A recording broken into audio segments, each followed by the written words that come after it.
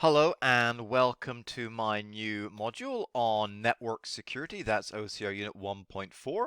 We're going to start with threats to computer systems and networks, and we'll begin that with malware. So there you go. That's what we're going to be covering in this unit. Starting with a bit of background. Computer networks operate on the principles of communication and sharing.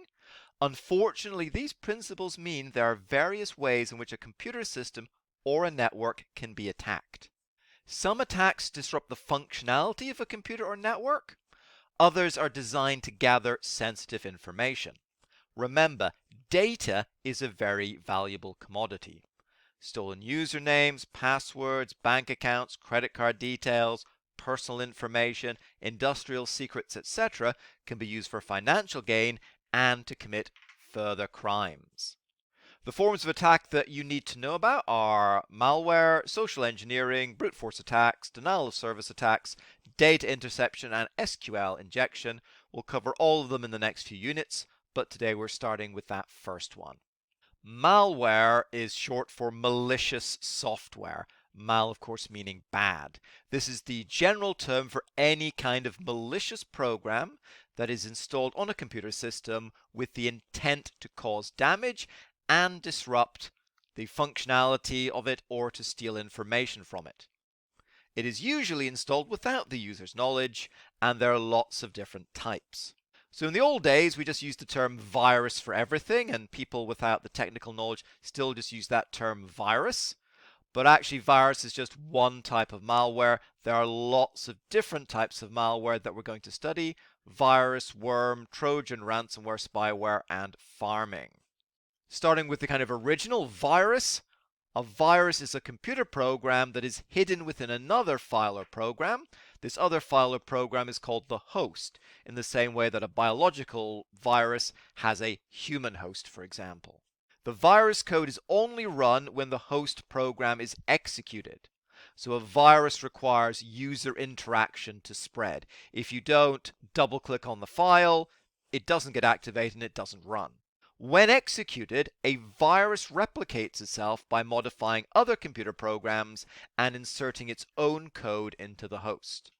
Viruses can delete data or change system files so the data becomes corrupted. Depending on the payload, they could also steal private data and do other nefarious things. Viruses are typically spread through attachments to emails, through files, programs, or games downloaded from a web page, maybe loading an infected memory stick or even a CD or DVD. Worms are similar in many ways to viruses, but they are different. The main way that they're different is they do not need to be hosted in another program. They are self-replicating. They can copy themselves without action from the user. They may delete system files, steal data, create a backdoor so that a hacker can take over an infected computer. A backdoor is an access channel to a computer that allows an attacker to take over a machine. Worms are often spread through emailing themselves to everyone in a user's address book, from visiting malicious web pages or infected advertisements on web pages, using network vulnerabilities to travel to other computers within a network. Often this will consume network bandwidth and obviously affect the performance of the network. Next up is the Trojan or the Trojan horse. This is any malware that misleads users of its true intention. Trojans are often programs that users are tricked into installing under the pretense that they are legitimate and useful. Unlike computer viruses and worms, Trojans generally do not attempt to inject themselves into other files or even try and replicate themselves across machines. Generally, Trojans want to stay hidden and do not want to draw attention to themselves. Some Trojans will slow down a computer or delete files. Most modern Trojans act as a backdoor, contacting a controller who can then have unauthorized access to the infected computer. This means that they can then install further malware on the computer system. So you get the Trojan first, and then that ends up summoning lots of other bad software onto your computer, viruses, worms, etc., that can do a lot of harm.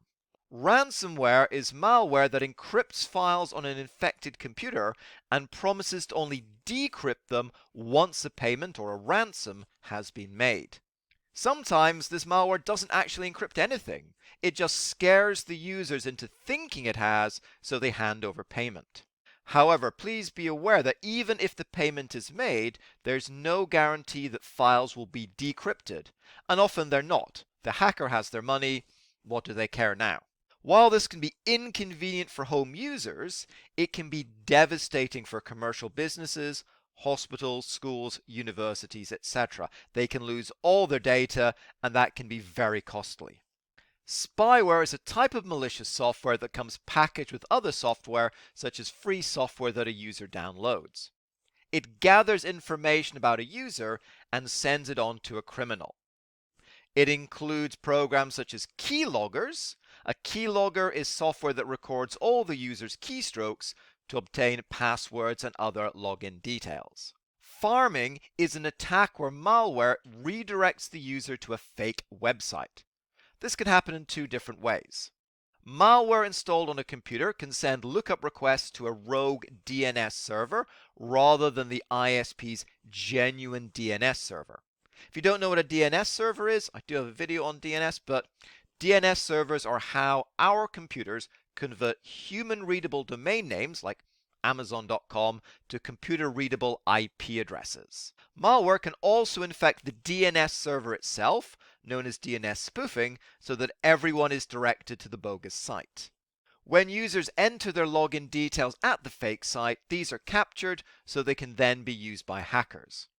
Often then the fake website then redirects the user onto the real version of the website and logs them in using the details they have just provided. This means the users are unaware that they have been attacked in this way and they go about their life as normal. Now remember, a piece of malware may belong to multiple categories. Ransomware is usually carried out by trojans or worms. A worm could also deliver spyware, or spyware could be delivered by a virus or a trojan. Also, once attackers have infected a host machine, they can often then install further pieces of bad software, or even rent out their access to infected computers to other criminal organizations. In summary, malware is malicious software. You have a virus, a program that when executed replicates itself by modifying other computer programs and inserting its own code. Worm, a program that replicates itself in order to spread to other computers. Trojan or Trojan horse, a program that users are tricked into installing under the pretense that it is legitimate and useful.